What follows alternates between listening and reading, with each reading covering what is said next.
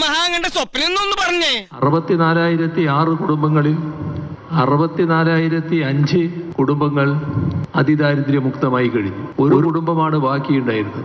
അതിന് ഒരു സാങ്കേതിക പ്രശ്നമുണ്ടായിരുന്നു. തോന്നക്കൽ പഞ്ചായത്തിലെ ഓരോ വീടും ഞാൻ അടിച്ചു പെറുക്കി. ഇനി രാമൻ നായരുടെ വീട് മാത്രമേ ബാക്കിയുള്ളൂ. ആ പ്രശ്നം പരിഹരിച്ചു. അതോടെ തയ്യാറാക്കിയ വെബ്സൈറ്റില് ബാക്കിയുണ്ടായിരുന്ന 1 എന്ന സ്ഥാനത്ത് 0 എന്ന് വന്നു. So, you're rich? No. Rich look ഉണ്ടെന്നേ ഉള്ളൂ, പൈസ അത്രയില്ല. എന്താണ് ബിജെപിയുടെ നിലപാട്?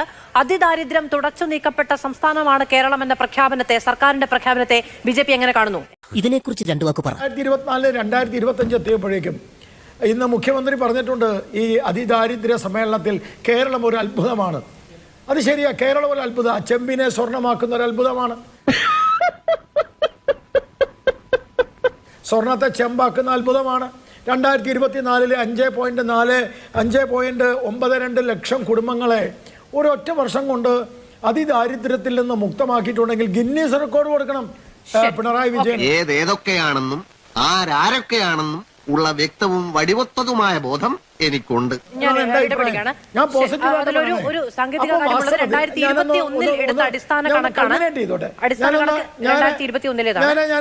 ഒരു പോയിന്റ്, ഇവിടെ നിന്ന് ആണുങ്ങൾ സംസാരിക്കുമ്പോൾ ഇടയ്ക്ക് കയറി തിരിക്കുത്താൻ വരരുത്, മനസ്സിലായോ? 4.5 ലക്ഷം കുടുംബങ്ങൾക്ക് കിട്ടുന്ന മഞ്ഞ കാർഡ് ഈ റിപ്പോർട്ടിന്റെ അടിസ്ഥാനത്തിൽ നിർത്തലാക്കപ്പെടും. അതിദാരിദ്ര്യം ഇല്ലാതാകുമ്പോൾ അതിദാരിദ്ര്യമൊക്കെ കൊടുക്കുന്ന മഞ്ഞക്കാട് അരി ഇല്ലാതാവും. കേന്ദ്രം കൊടുക്കില്ല, കാരണം ആ അരി എടുത്ത് വേറെ സംസ്ഥാനത്ത് കൊടുക്കും. ഇത് തന്നെയാണ് ഉണ്ടാവാൻ പോകുന്നത്. നമ്മുടെ ഗവൺമെന്റ് എന്തൊക്കെ ജനങ്ങൾക്ക് കൊടുത്തു, കൂടുതലും വാഗ്ദാനങ്ങളാ കൊടുത്തത്. ഇവരൊക്കെ കരുതുന്നതാണ് യൂണിയൻ ഗവൺമെന്റിന്റെ കാശെന്ന് വെച്ചാൽ ഇന്ത്യയിലെ RSSന്റെ സർസംഘചാലകന്റെ തറവാട്ടിൽ നിന്ന് അദ്ദേഹത്തിന്റെ മുതുമുത്തശ്ശന്മാർ മുത്തശ്ശിമാർ കണ്ടെത്തി കൊടുത്ത കാശാണോ? അല്ലല്ലോ. അതിൽ നിന്ന് കേരളത്തിന് അവകാശമുള്ള പണം തരില്ല എന്ന് പറയാൻ ഏത് BJP-കാരന് എന്ത് അവകാശം? അതല്ല നമ്മൾ ചോദിക്കേണ്ടത്. ഭീഷണിയോ? അതെന്നോട് വേണ്ട. RSSന്റെ നല്ല ദംഷ്ടം നിറഞ്ഞു നിൽക്കുന്ന ഭീഷണി കണ്ടിട്ട് ഒരു കുലുക്കവും ഉണ്ടായിട്ടില്ല. കമ്മ്യൂണിസ്റ്റുകാർക്കെന്ന് മാത്രമല്ല മതനിരപേക്ഷവാദികളായിട്ടുള്ള മലയാളികൾക്ക്. അല്ല പിന്നെ വേണ്ടെന്ന് വിചാരിക്കുമ്പോ കളിക്കാൻ നീ ദംഷ്ട നിറഞ്ഞ ഭീഷണിയുടെ മുമ്പിൽ വഴങ്ങിയിട്ടില്ലാത്ത മലയാളിയോട് ചിരിച്ചുകൊണ്ടുള്ള ഭീഷണി പറഞ്ഞാൽ അതൊന്നും ഇങ്ങനെ പറഞ്ഞ് അങ്ങ് അവസാനിക്കത്തേ ഉള്ളൂ, മറുപടി അറിയിക്കുന്നതല്ല. ഞാൻ വേണ്ടെന്ന് വെച്ചിരുന്നതാ. എന്തോ CPM-ന്റെ ഇവിടുത്തെ പ്രതിനിധി 1.5 മാസം മുമ്പ് പറഞ്ഞത് PM ശ്രീ പദ്ധതി RSSന്റെ അങ്ങ് തറവാട്ടിലെ ഉത്തരത്തിന്റെ മുകളിൽ കൊണ്ടുവച്ചാൽ മതി എന്നാണ്. ഇപ്പോൾ RSSന്റെ തറവാട്ടിലെ ഉത്തരത്തിന്റെ മുകളിൽ പോയി ശിവൻകുട്ടി എന്ന് പറയുന്ന കേരളത്തിലെ ഈ കമ്മ്യൂണിസ്റ്റ് മാർക്സിസ്റ്റ് പാർട്ടിയുടെ നേതാവ്, കേരളത്തിലെ വിദ്യാഭ്യാസ മന്ത്രി, ഈ CPM പ്രതിനിധിയുടെ നേതാവ് അവിടെ ഓച്ചാനിച്ച് നിന്നിട്ടാണോ മേടിച്ചതെന്ന് എനിക്കറിയില്ല. എന്തായാലും ആ ഉത്തരത്തിൽ നിന്ന് എടുത്തിട്ട് വന്നു. എന്നിട്ട് ചോദിച്ചിട്ട് ഇപ്പോൾ അങ്ങ് RSSന്റെ തറവാട്ടി വെച്ചാൽ മതി എന്നൊക്കെ വ്യാഖ്യാനിച്ച ഈ പ്രതിനിധി, അത് ആ പ്രതിനിധിയുടെ നേതാവ് പറഞ്ഞത് NEP ദേശീയ വിദ്യാഭ്യാസ പദ്ധതിക്ക് എന്താ കുഴപ്പം? സംസ്ഥാനത്തിൻ്റെ സാമൂഹ്യ സ്ഥിതിയെ അളന്നുകൊണ്ടാണ് കേന്ദ്ര ഫണ്ട്, ഫെഡറൽ സംവിധാനത്തിൽ കേന്ദ്ര ഫണ്ട് വിഭാവനം ചെയ്യുന്നത്.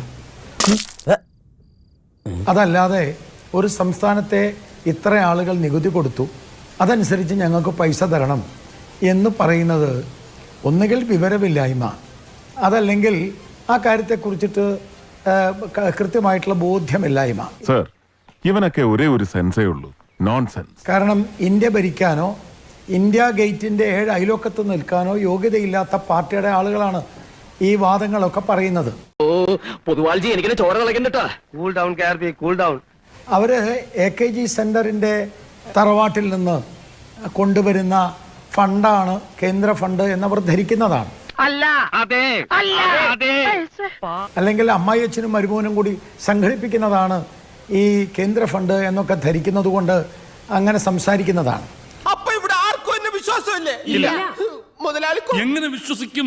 അതിനും പറയുന്നുണ്ട് RSSന്റെ വീട്ടിൽ നിന്ന് കൊണ്ടുവരേണ്ട. പണ്ട് തിരുവനന്തപുരത്തിലെ വിമാനത്താവളത്തിന് വില ചോദിച്ച ചങ്ങാതിയാണ് ഇയാള്. കൊള്ളാമല്ലോ കടുവാ ഫാമിലിയെ പിടിച്ച കിടുവേ. കടലോര പ്രദേശത്തെ 5338 കുടുംബങ്ങൾക്ക് 2450 കോടി രൂപയുടെ വികസന പ്രവർത്തനം ചെയ്തു എന്നാണ്. അപ്പൊ 2450 കോടി 5358 കുടുംബങ്ങൾക്ക് കൊടുത്താൽ ഒരു കുടുംബത്തിന് 45 ലക്ഷം കിട്ടണം. എന്താണ് തീരദേശത്തെ ജനങ്ങളുടെ അവസ്ഥ എന്ന് എല്ലാവർക്കും അറിയാം.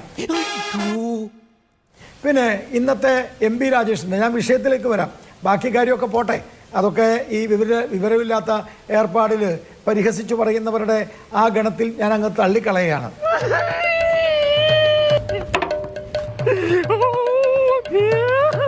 ഇനി റേഷൻ കാർഡ് ഇവർ കൊടുത്തു എന്ന് പറഞ്ഞല്ലോ, അതിദാരിദ്ര്യം 64,000 നിന്ന് മുക്തി വേണമെങ്കിൽ റേഷൻ കാർഡ് വേണമല്ലോ. ഒരു രേഖയില്ലാത്ത ആളല്ലേ, ഒരു രേഖയില്ലാത്തവരാണ് ഈ 64,000. ഇയാളാ തിരിയാത്ത പേരടിക്ക് നോക്കി ഒരു ഒറ്റ അടിയടി കോയക്കാം. അതിപ്പോ എന്റെ കുറ്റം കൊണ്ടല്ല. വ്യവസായ മന്ത്രിയുടെ അതിൽ കാണാനുള്ളത് ഏതാണ്ട് 5136 റേഷൻ കാർഡ് കൊടുത്തു എന്നാ 2021 ശേഷം. ഇവരുടെ വേറൊരു സൈറ്റിൽ കാണുന്നത് 2320 റേഷൻ കാർഡ് കൊടുത്തു എന്നാ. ഒരു ഉടായിപ്പിന്റെ മണം അടിക്കുന്നില്ലേ?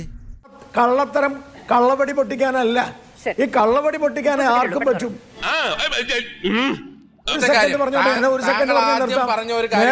അതോട് ചേർന്ന് എനിക്ക് ഇവിടെ CPM നേതാവിനോട് മറുപടി ചോദിക്കാണ്ട്. കാരണം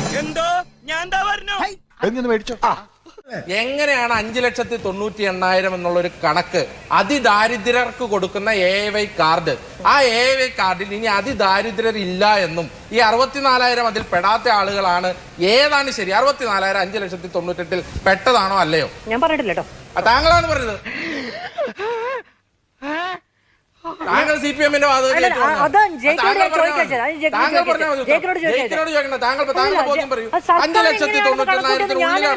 അത് തന്നെയാണ് നമുക്കും അറിയില്ലാത്തത്. അതാണ് നമ്മൾ ചോദിച്ചുകൊണ്ടിരിക്കുന്നത്. നിന്റെ പഴയ അസുഖത്തിന് മാറിയില്ലേ ഉണ്ണികൃഷ്ണ? ഇല്ല വിശ്വനാഥ, ഇപ്പൊ കൂടിയിട്ടുള്ളൂ. 5,98,000 AAY താങ്കൾ പറഞ്ഞല്ലോ. AAYയുടെ സ്കീമിന്റെ അർത്ഥം എന്താണ്? AAY സ്കീം ആർക്കാ കൊടുക്കണേ? അതിദാരിദ്ര്യർക്കാണ് AAY അല്ലേ? അപ്പൊ പിന്നെ AAY കൊടുക്കുന്നവർ അതിദാരിദ്ര്യർ അല്ലേ? ഇത് ഒരുമാതിരി കോട്ടാളത്തിലെ ഇടപാടായി പോയല്ലേ. പറഞ്ഞിട്ടില്ല. പക്ഷെ ഇവരുടെ അതിദാരിദ്ര്യത്തിന്റെ മാനദണ്ഡം എന്താണ് എന്നുള്ളത് നോക്കൂ. കേന്ദ്ര സർക്കാരിന്റെ മാനദണ്ഡമല്ല എടുത്തിരിക്കുന്നത് എന്നാണ് പിണറായി വിജയന്റെ മാനദണ്ഡമാണ്. അല്ല, അത് നിങ്ങൾ ചോദിക്കണം, മറുപടി പറയേണ്ടതുമാണ്. തന്നെയാണ് ഞാൻ പറഞ്ഞത്. സർക്കാർ പിന്നെ പിണറായി വിജയനും മോനും മോളും സെക്രട്ടേറിയറ്റ് AKG സെന്റർ എന്ത് വ്യക്തിപരം? ഇവർ ഇത് അതിദരിദ്രാണെന്ന് പ്രഖ്യാപിച്ചാൽ അത് കേട്ട് ഇവിടെ പഞ്ചപുച്ച അടക്കി നിൽക്കാൻ കുറെ മാധ്യമ പ്രവർത്തനം ഉണ്ടാവും. ഞങ്ങളൊന്നും കിട്ടില്ല. ഇത് ആവശ്യമില്ലാത്ത ആരോപണമാണ്. മാനദണ്ഡ പ്രകാരമാണ് ഇത് നിശ്ചയിച്ചത്. എത്ര പ്രാവശ്യം നമുക്ക് കോംപ്രമൈസ് ഇല്ല. അടിയിൽ ഒരു കോംപ്രമൈസ് ഇല്ല.